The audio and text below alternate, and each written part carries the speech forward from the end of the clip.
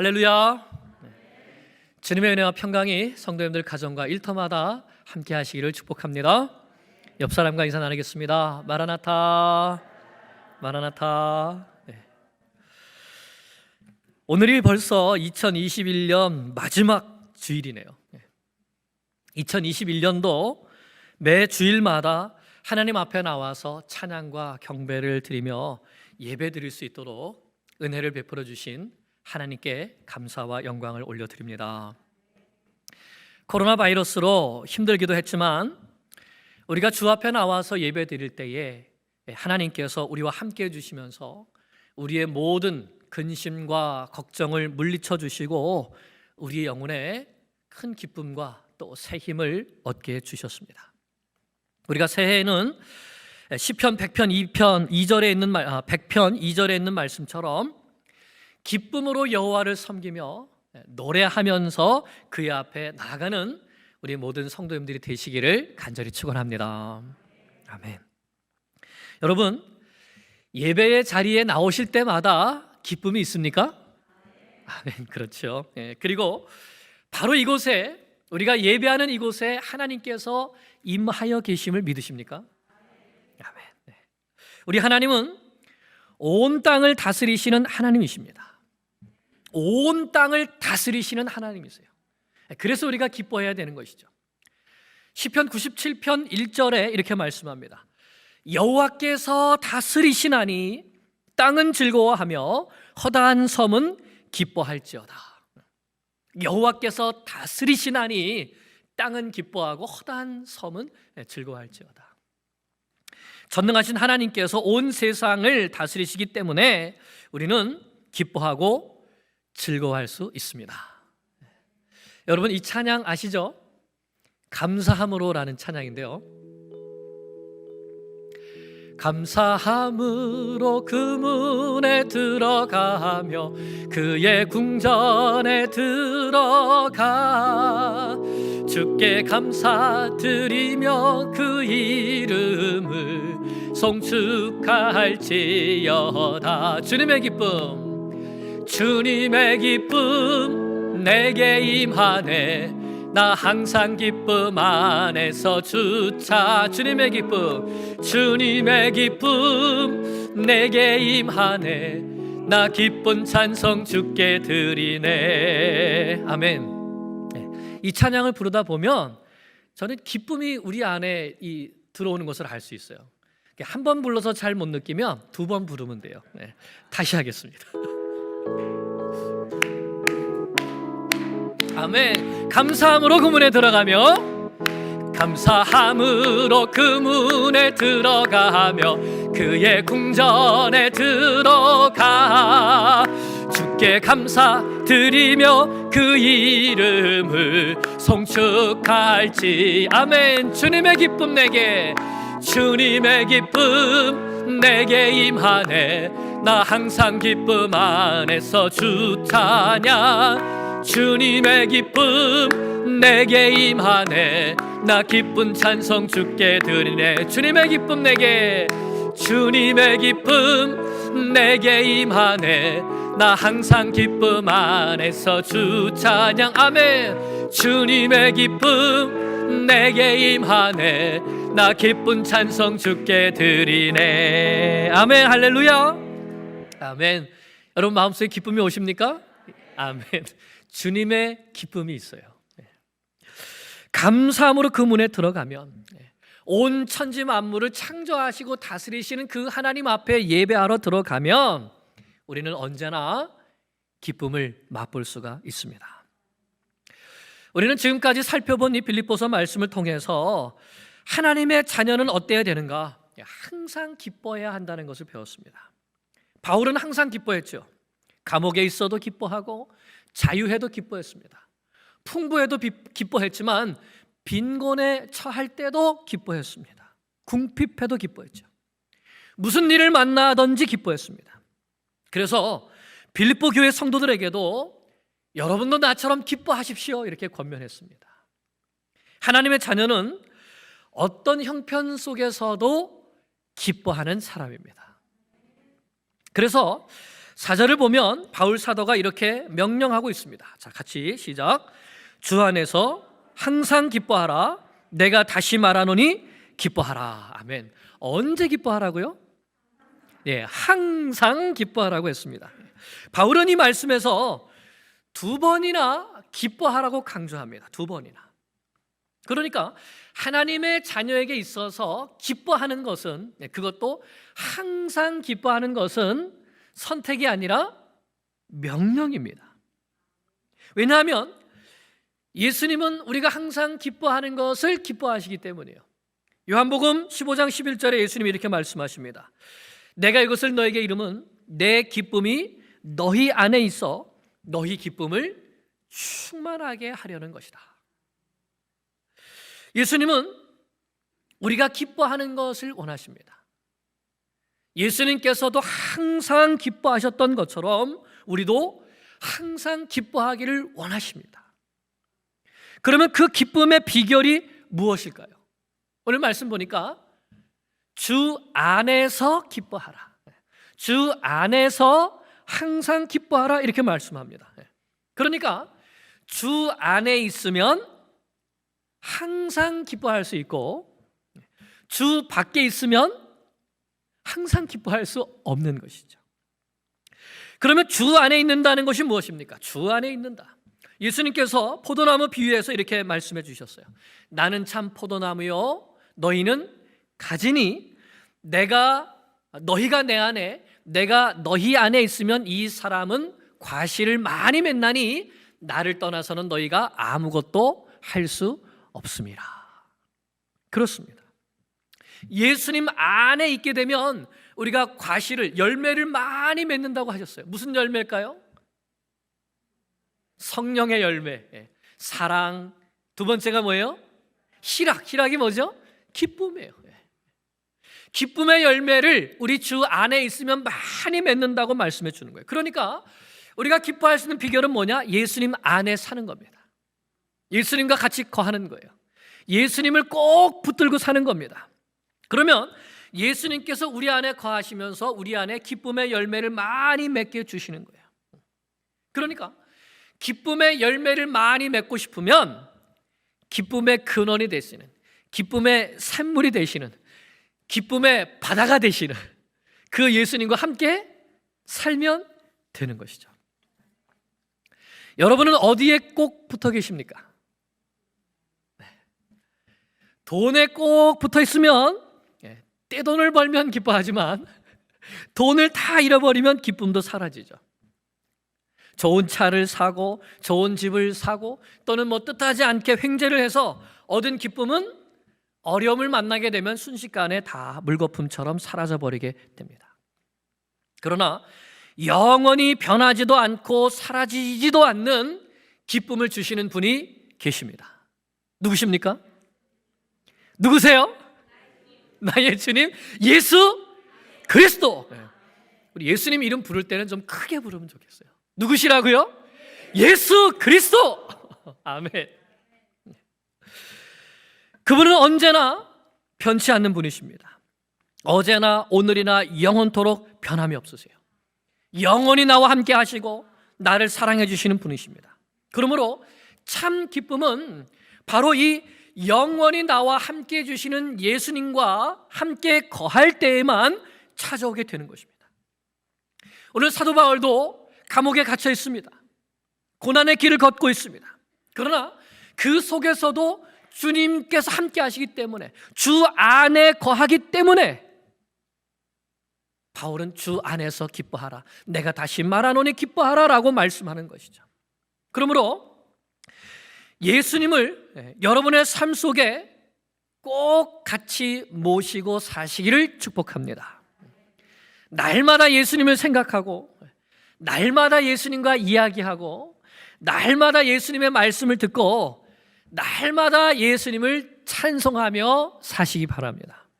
그러면 반드시 예수님께로부터 나오는 큰 기쁨을 누리게 될 것입니다.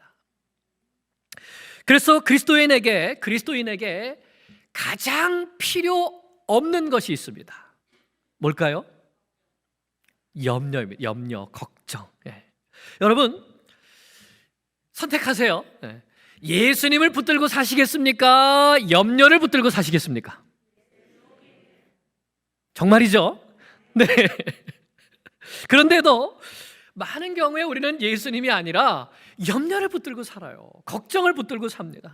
걱정을 막 이렇게 싸매고 다니고 염려를 머리에 탁 이고 다니고 하루 종일 근심 걱정하면서 살죠. 그런데 예수님께서 이렇게 말씀하셨어요. 염려한다고 너희가 문제가 해결이 되냐? 그죠? 뭐라고 말씀하셨냐면 마태복음 6장 25절 이하를 보니까 너희는 너희 목숨을 위하여 무엇을 먹을까? 무엇을 마실까? 너희 몸을 위하여 무엇을 입을까? 염려하지 말아라. 공중에 나는 새를 봐라. 하나님께 아버지께서 다 먹이고 입히시지 않느냐? 너희가 염려한다고 키가 자라나는 거 봤냐? 그 키를 한 자라도 자라게 할 수 있느냐? 염려는 이방인들이 하는 것이다. 그러므로 너희는 내일 일을 염려하지 말아라. 내일 일은 내일이 염려할 것이고 한날 괴로움은 그날에 족하니라 하셨습니다. 우리 인생의 구원자 되시고 주인이 되시는 예수님께서 아무것도 염려하지 말라고 하셨으면 염려하지 말아야 하죠. 그래서 오늘 말씀에 아무것도 염려하지 말라 하셨습니다. 아무것도. 다시 말하면 단 하나의 염려도 마음이나 생각 속에 가지고 있지 말아라 하시는 명령입니다. 아마 염려하기로 따지면 지금 사도 바울보다 아마 이 바울만큼 염려를 많이 해야 할 상황에 있는 사람이 없을 것 같아요. 가지 많은 나무가 바람 잘 날이 없다고 바울이 개척한 교회가 몇 개나 됩니까? 참 많은 교회들이 있는데 그 교회들마다 문제 없는 교회가 있을까요? 그러니 문제, 걱정, 염려, 게다가 자기 자신은 지금 감옥에 갇혀 있고 내가 살게 될지 죽을지 모르는 이런 형편인데 그런데도 바울은 염려하지 않습니다. 오히려 기뻐하고 있고 또 성도들에게도 기뻐하라 기뻐하라 하고 있습니다. 왜 그럴까요? 바울이 염려 대신에 무엇을 했기 때문에 기뻐할 수 있었을까요? 그것은 바로 기도입니다. 아무것도 염려하지 말고 다만 모든 일에 기도와 간구로 너희 구할 것을 감사함으로 하나님께 아뢰라 했습니다. 여기에 나오는 기도, 간구, 구할 것 사실은 다 같은 말이죠. 다 기도의 같은 뜻입니다. 그러니까 기도를 3번이나 강조하는 거예요. 기도하고 기도해라 이런 뜻인 것이죠. 염려는 기쁨을 빼앗아가는 도둑인데 어떻게 이 도둑을 잡을 수 있느냐? 무엇으로요? 기도로 이 도둑을 잡을 수 있다는 겁니다. 그래서 기도하고 기도하라는 것이에요. 기도하고 기도하라. 여러분 이렇게 해보셨습니까? 네.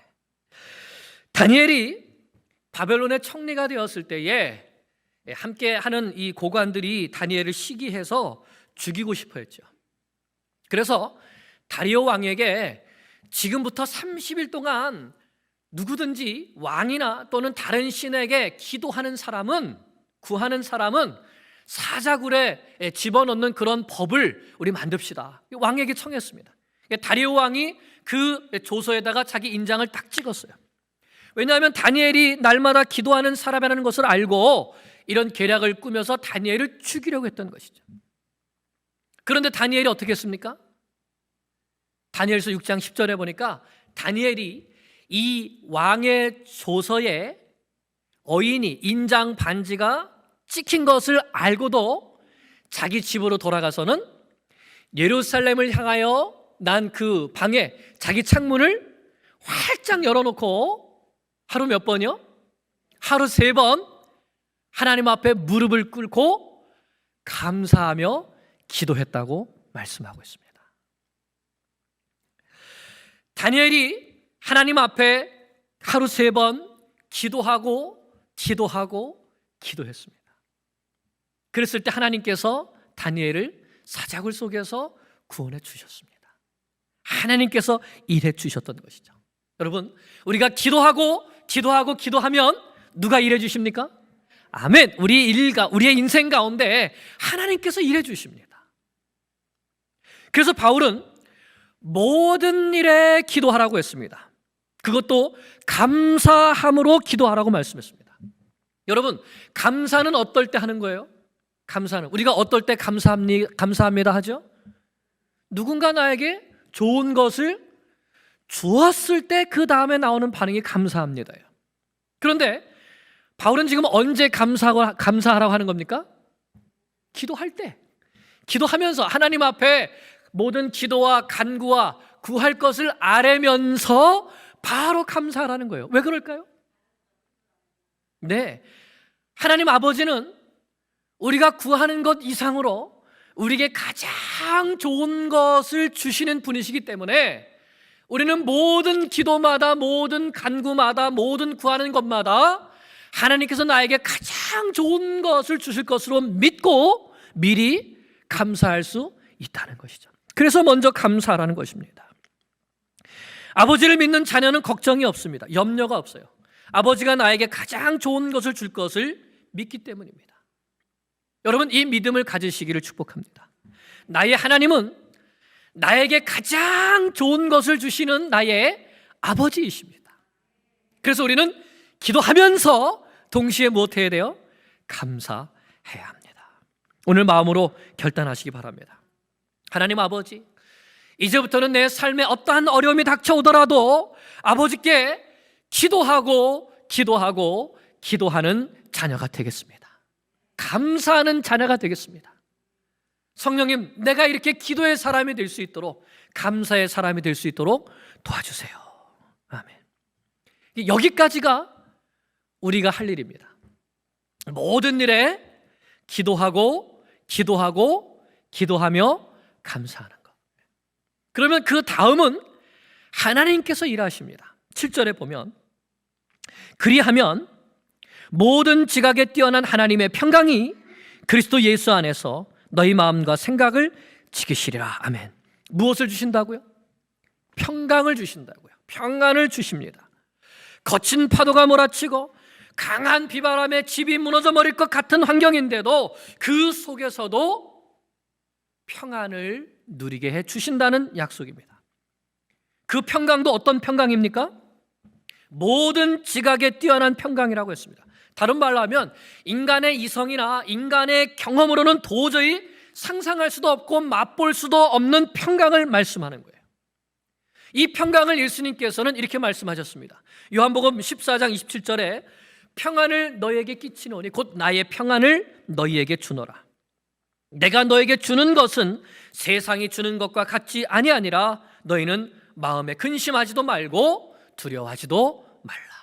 세상이 주는 평안이 아니라 예수님께로부터 오는 평안, 하늘 평안을 주신다는 거예요. 하나님께서 우리에게 모든 지각에 뛰어난 평강을 주신다는 겁니다. 근데 어떻게 주십니까?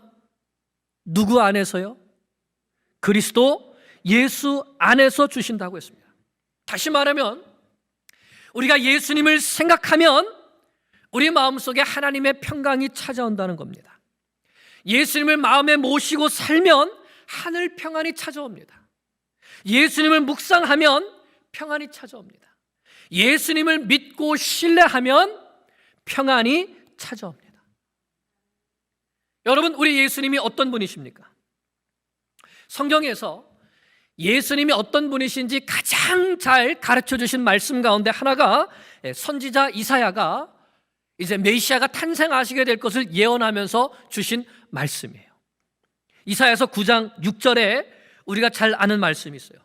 이는 한 아기가 우리에게 낳고 한 아들을 우리에게 주신 바 되었는데 그 어깨에는 정사를 메었고 그의 이름은 기묘자라, 모사라, 전능하신 하나님이라, 영존하시는 아버지라, 평강의 왕이라 할 것임이라, 이렇게 말씀했어요. 여기에서 한 아기는 성령으로 잉태되셔서 동정녀 마리아의 몸에서 태어나신 예수님을 가리키는 것입니다. 우리는 이 말씀에서 예수님이 어떤 분이신가를 5가지 예수님께 붙은 이 이름의 타이틀을 통해서 알 수가 있습니다. 첫째는 예수님은 기묘자라고 하셨습니다. 기묘자, 원더풀. 이 기묘라는 말은 초자연적이고 불가사의한 일을 말하는 겁니다. 그러니까 기묘자라는 말은 놀라운 일을 행하시는 분, 기적을 베푸시는 분, 미러클 메이커, 이런 뜻이 되는 것이죠. 둘째로 예수님은 모사라고 하셨습니다. 모사라는 말은 조언자, 상담자, 카운셀러, 이런 뜻이죠. 그러니까 이 한 아기는 기묘자요 모사라고 했습니다.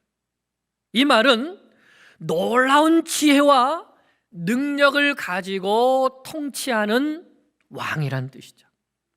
놀라운 능력과 지혜를 가지고 통치하는 왕이라는 것입니다. 여러분, 어느 나라의 왕이 무한한 지혜와 놀라운 능력을 가지고 그 나라를 다스린다면 그 나라에 사는 백성들은 어떨까요? 평안할까요? 평안하지 않을까요? 평안하죠. 예수님이 바로 그런 왕이시라는 거예요.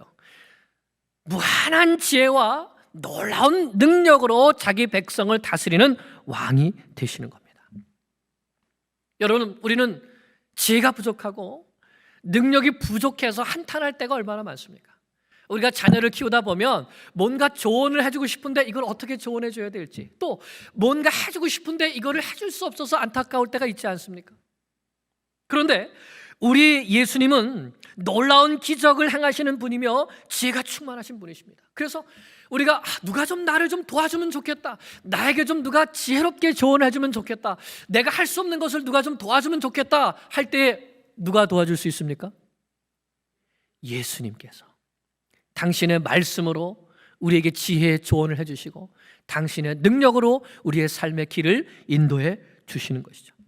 그러니 이 능력의 예수님, 이 지혜의 예수님을 나의 왕으로 모시고 산다면 평안하겠습니까? 안 하겠습니까? 반드시 평안이 우리에게 오게 되는 것이죠. 셋째로 예수님은 전능하신 하나님이시라고 했습니다. 전능하다는 말은 무엇이든지 할 수 있다는 것이죠. 불가능이 없습니다. 이 세상에 전능하신 분은 딱 한 분 계십니다. 누구죠? 창조주 하나님이십니다. 그런데 예수님이 창조주 하나님이세요. 요한복음 1장 1절에서 3절을 보면 태초에 말씀이 계시니라, 이 말씀이 하나님과 함께 계셨으니 이 말씀은 곧 하나님이시니라. 그가 태초에 하나님과 함께 계셨고 만물이 그로 말미암아 지은 바 되었으니 그로 말미암지 않고 지은 것이 하나도 없느니라 말씀했습니다. 예수님은 그 어떤 질병도 다 고칠 수 있습니다. 많은 나병 환자, 중풍병자, 안전뱅이, 귀머거리, 소경이 예수님 앞에 나와서 다 고침을 받았습니다. 귀신 들려서 무덤 사이에서 거하고 불에 던져지고 물에 던져지던 사람들이 예수님께 나와서 다 고침을 받았습니다. 풍랑이는 바다도 예수님의 명령에 잠잠해졌습니다. 심지어는 죽은 자도 소녀야 일어나라, 나사로야 나오너라 하는 이 예수님의 명령 앞에 다시 순종하여 살아났습니다. 예수님은 전능하신 하나님이십니다. 넷째로 예수님은 영존하시는 아버지이세요.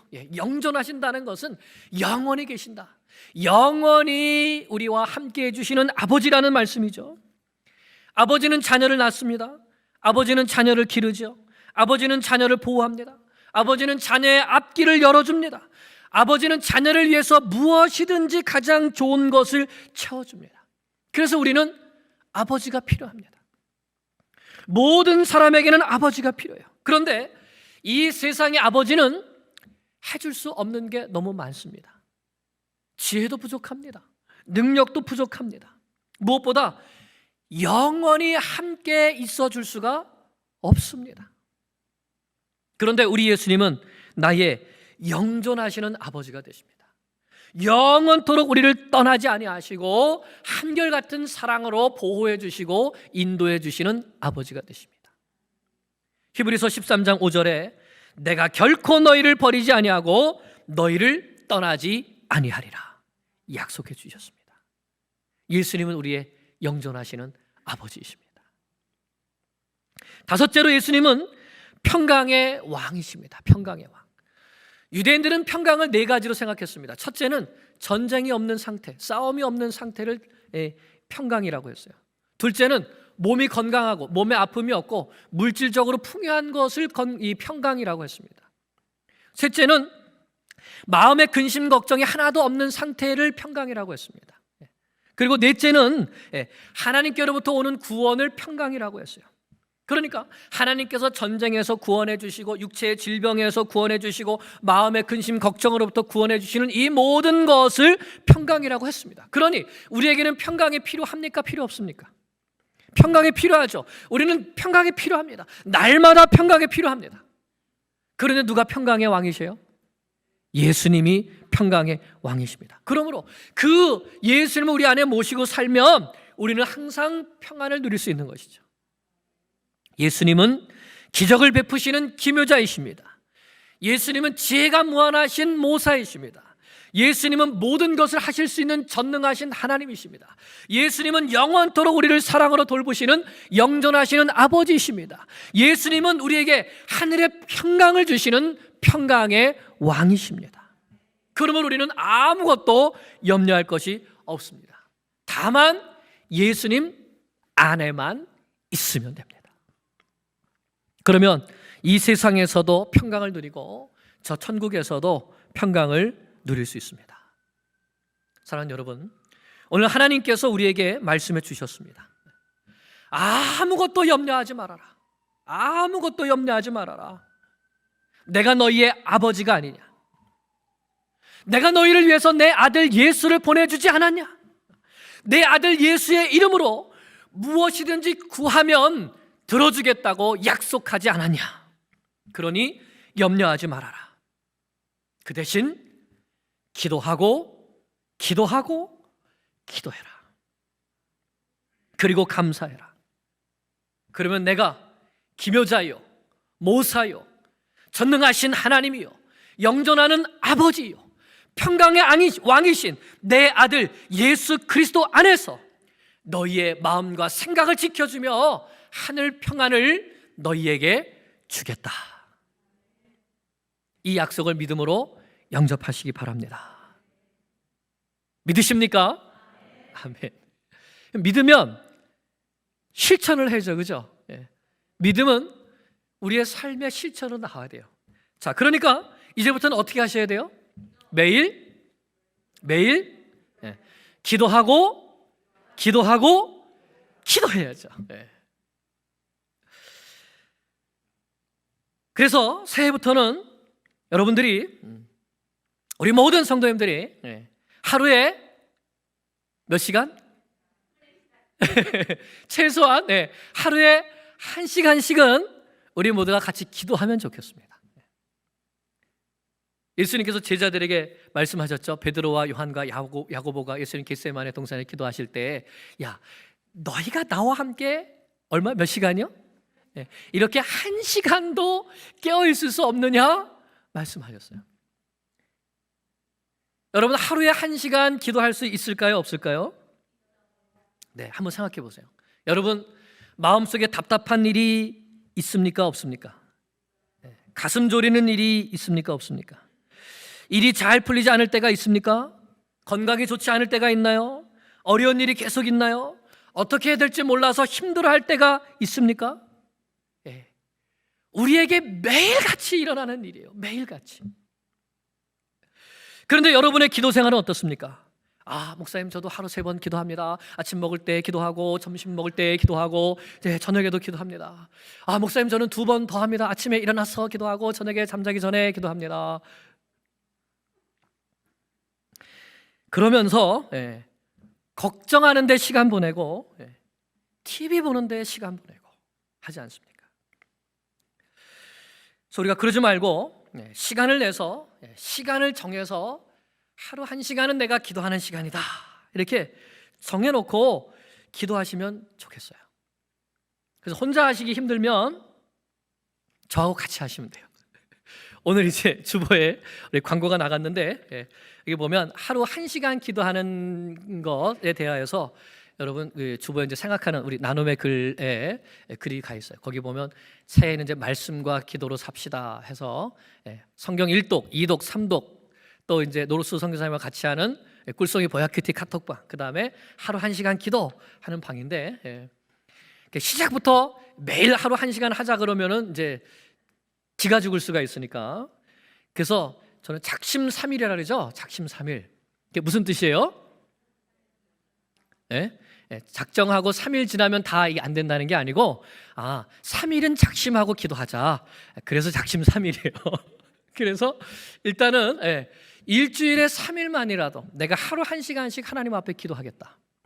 그래서 밑에 여러분 내려가면 이렇게 하루 1시간 기도할 수 있는 것, 어떻게 기도하는지, 찬양 10분, 말씀 20분, 기도 25분, 하나님의 음성 듣기 5분, 주기도로 마치면서 하는 이제 하루 1시간 기도를 어떤 식으로 해야 되는지 이 안내문을 이제 두었어요.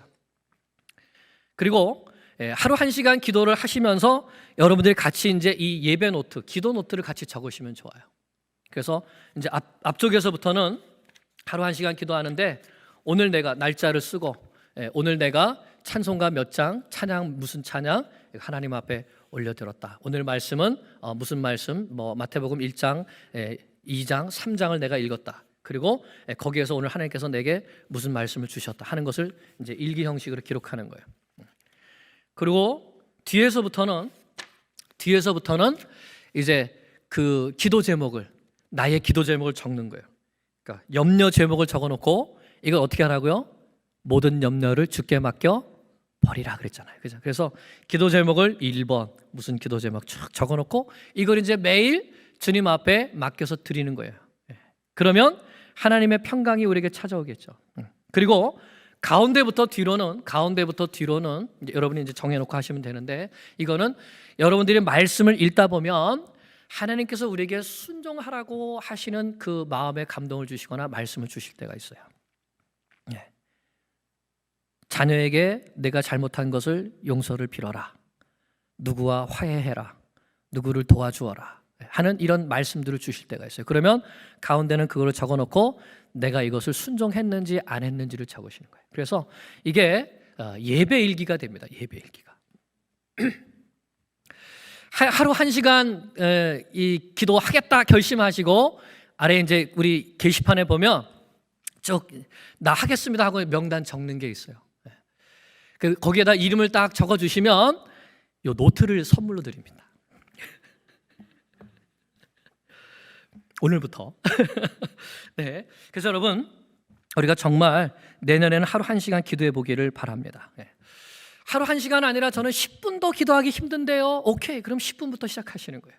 10분이 20분 되고 20분이 30분 되는 거예요. 근데 아예 시작도 하지 않으면 30분, 1시간 기도할 수 없습니다. 마음에 작정하고 하시면 되는 것이죠. 분명히 그러면 우리의 삶이 달라질 겁니다. 왜냐? 우리가 기도할 때 하나님께서 우리 인생에 개입하시기 때문입니다. 기도는 하나님, 전 할 수 없어요, 하나님이 일해주세요, 이게 기도입니다. 우리가 하나님 앞에 맡겨드릴 때 하나님께서 우리 인생에 일하시는 것을 믿습니다. 하나님의 능력이 우리 삶 가운데 나타나게 될 것을 믿습니다.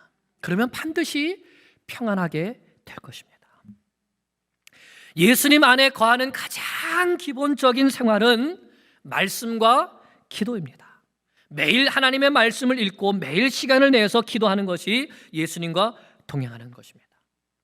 오늘 주신 이 약속의 말씀을 꼭 붙들고 아무것도 염려하지 말고 기도하고 감사함으로 하나님의 평강이 우리의 삶을 주장하는 새해를 맛보는 모든 성도님들 되시기를 간절히 축원합니다. 기도하겠습니다.